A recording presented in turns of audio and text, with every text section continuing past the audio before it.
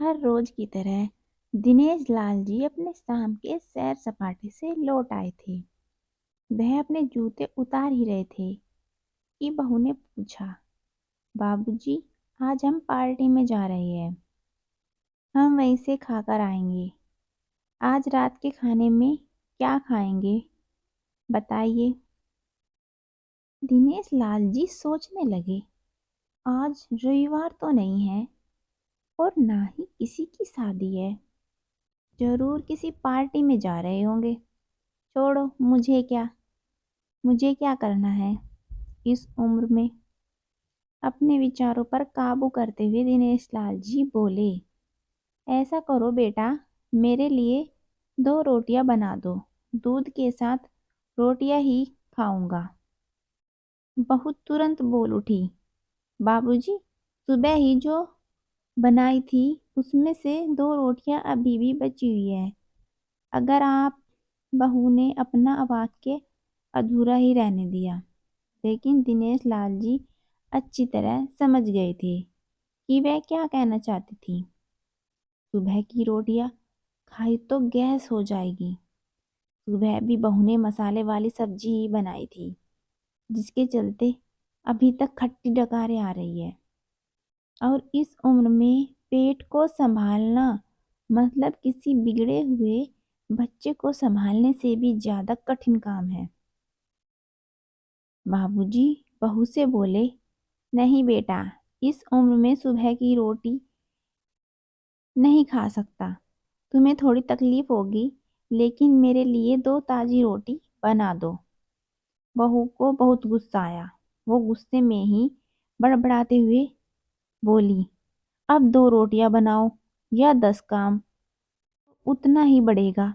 आटा गूंथो, रोटियां बनाओ, किचन और बर्तन साफ करो।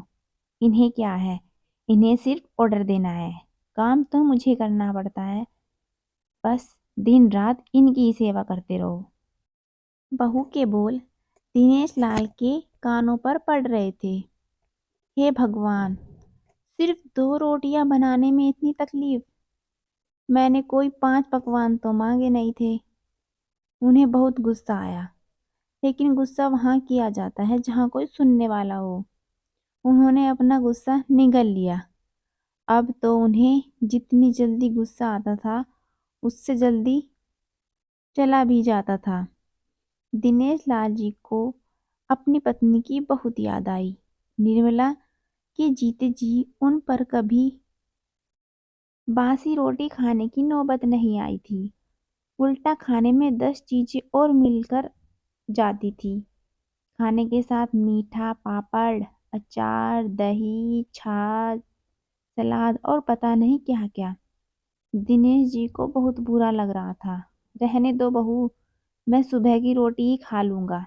फिजूल में तुम्हें तकलीफ होगी। वैसे भी तुम्हारे हाथों की रोटी बहुत मुलायम होती है। मुझे चलेगा। मेरी वजह से तुम लोगों को देर नहीं होनी चाहिए। बहू खुश हो गई। वह अपनी आवाज मीठी करते हुए बोली, बाबूजी, आप चाय लेंगे क्या? दिनेश लाल जी अपने चाय पीने की इच्छा को दबाते हुए बोले, वैसे कोई खास इच्छा नहीं है चाय पीने की, मगर तुम अपने लिए बना रही हो तो मेरे लिए भी थोड़ी बना देना। हाँ बाबूजी, मैं अपने लिए बनाने वाली हूँ। आपके लिए भी बना देती हूँ, बोलकर बहू रसोई घर के अंदर चली गई।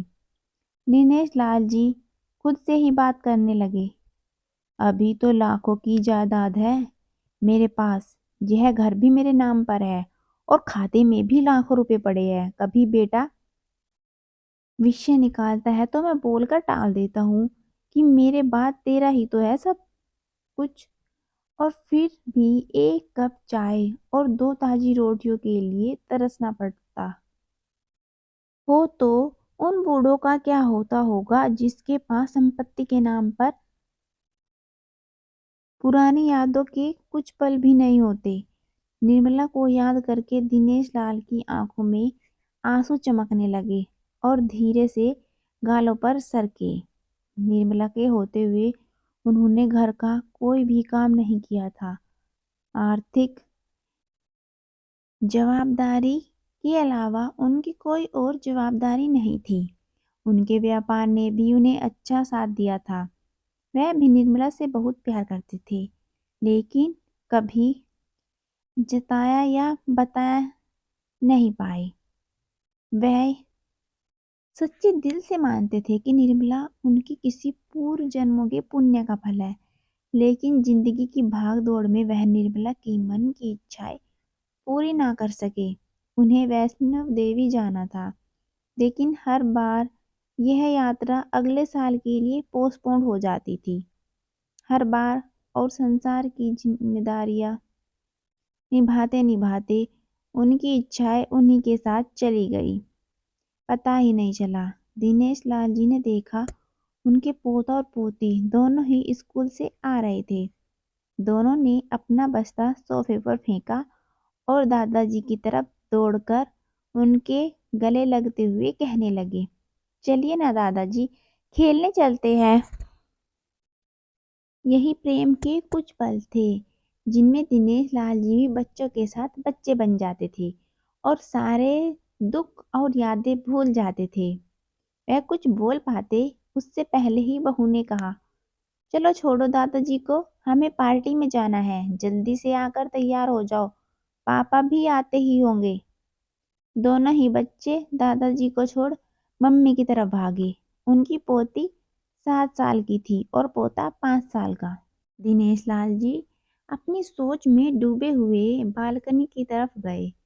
बालकनी में धीमी ठंडी पवन में उनका स्वागत किया। बहू उनके लिए चाय बनाकर लेकर आई। बालकनी में रखी हुई कुर्सी पर बैठकर दिनेश लाल जी घुट घुट करके चाय पी रहे थे। पी क्या रहे थे, निगल रहे थे, क्योंकि चाय के नाम पर सिर्फ कम शक्कर वाला गर्म पानी था, ना इलायची ना अदरक। दिनेश लाल जी मन ही मन सोचने लगे, बहू के जाने के बाद आज खुद अपने हाथों से चाय बनाऊंगा, इलायची अदरक और थोड़ी सी ज्यादा शक्कर डालकर, और उनके साथ रोटियां खा लूंगा। रोटियों की याद आते ही उनका मुंह फिर खट्टा हो गया। चाय खत्म होने पर खाली कप लेकर वह किचन में रखने गए तो वहां देख के बहू और बच्चों का कप थोड़े पड़ा था। उन्होंने भी अपना कप धोकर रख दिया और अपनी डायरी लेकर बालकनी में आ गए। बालकनी में बैठे बैठे उनकी नजर सूखी हुई तुलसी के पौधों पर गई। उन्होंने एक लोटा पानी लाकर उस पर डाल दिया। कुछ मिनटों बाद ध्यान से देखने पर उन्हें पता चला कि सूखे हुए तुलसी के पौधों में नए कोपले जैसे मुस्कुरा रही हो। उन्हें याद आया कि निर्मला हर सुबह तुलसी को पानी और शाम को दिया दिखा देती थी। अब तो शाम को ना तुलसी को ना ही भगवान के मंदिर में ही दिया जलता है। पता नहीं कितने संस्कार, इतनी अच्छी आदतें निर्मला अपने साथ ले गई थी। दिनेश लाल आसमान की तरफ देखकर बोले, शकुंतला, मुझे और इस घर को अभी तुम्हारी जरूरत थी। तुम क्यों हमें छोड़कर चली गई? तुमने मुझे धोखा दिया। तुमने हमेशा साथ रहने का वचन तोड़ दिया। तुम मुझे अकेला छोड़कर चली गई। दिनेश लाल की आंखें भर आई। पापा, इतनी ठंडी हवाएं बह रही है और आप है कि बालकनी में बैठे हैं।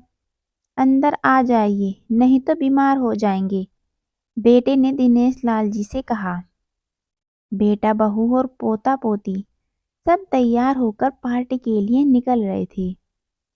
किसी ने झूठ मूठ को ही मन रखने के लिए भी उनसे नहीं पूछा कि साथ चलिए। पापा, आप खाना खाकर जल्दी सो जाइएगा, हमें आने में जरा देर हो जाएगी। ज्यादा देर तक जागना आपकी सेहत के लिए अच्छा नहीं है।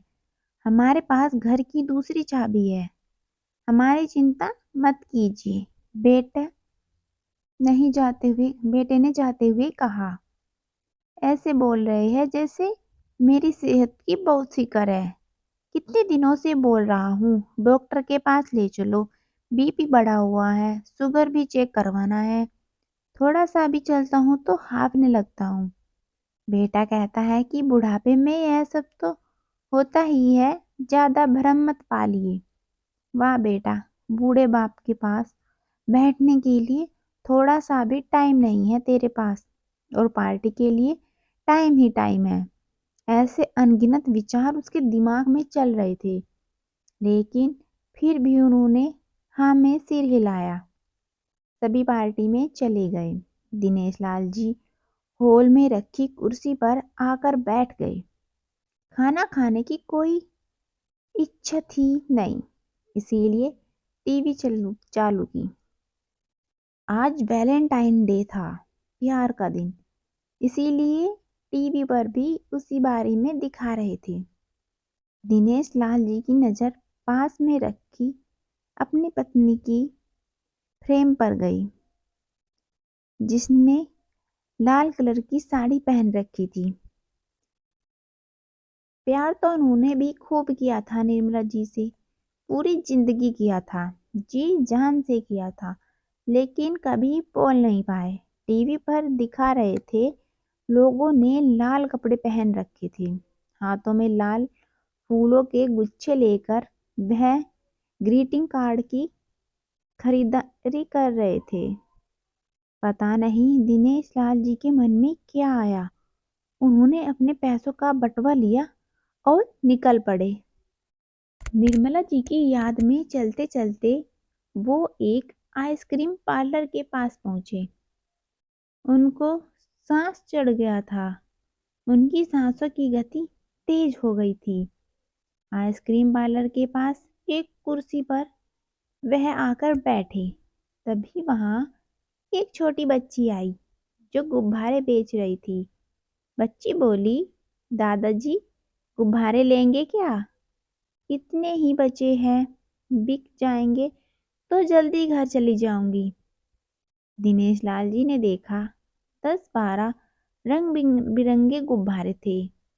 उन्हें याद आया कि निर्मला जी को भी गुब्बारे बहुत पसंद थे, लेकिन अब गुब्बारे लेकर क्या करूं? उन्हें बच्ची की आंखों में सच्चाई और आशा दिखी। उन्होंने 200 रुपये दिए और सारे गुब्बारे खरीद लिए। उन्हें फिर से निर्मला जी की याद आई, क्योंकि वह भी घर से निकलते समय हमेशा थोड़े एक्स्ट्रा पैसे लेकर निकलती थी और किसी ना किसी जरूरतमंद की मदद किया करती थी। कभी वो टोकते तो वह कहती, हमें भगवान ने लेने वालों के लिए नहीं, देने वालों की लाइन में रखा है, और थोड़े से रुपयों के बदले में लाखों की दुआएं मिलती हैं, तो मुझे टोका मत कीजिए। आंखों में आंसुओं के साथ दिनेश लाल जी खड़े हुए, रास्ते के बीचों बीच आए।